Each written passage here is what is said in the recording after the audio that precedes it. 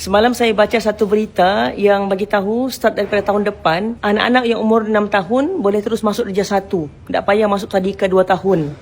Jadi saya fikir apa pros and cons dari segi kewangan. Saya rasa satu adalah jimat lah.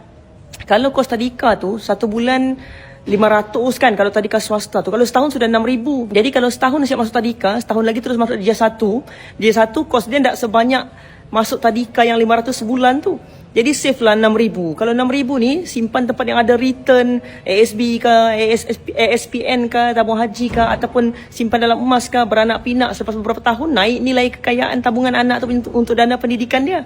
Lepas tu, awal dia masuk sekolah, awal dia habis belajar, awal dia cari duit. Dapat ekstra setahun cari duit lebih awal. Tapi dari segi cons dia pula, kalau contoh anak tu, dalam dunia teknologi sekarang yang kadang-kadang parents mengadu, lambat pandai 3M, baca, menulis, mengira kan. Zaman sekarang yang mungkin terdedah dengan teknologi, cabaran dia tu lambat untuk kenal huruf semua. Bila masuk sekolah rendah awal, kawan-kawan pandai, dia tak pandai, pressure. Akhirnya parents kena hantar pergi tuition, keluar kos lagi.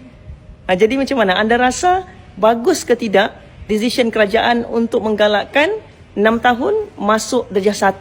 Cuba komen kat sini. Mahu lebih banyak ilmukan bisnes, follow Rapapat.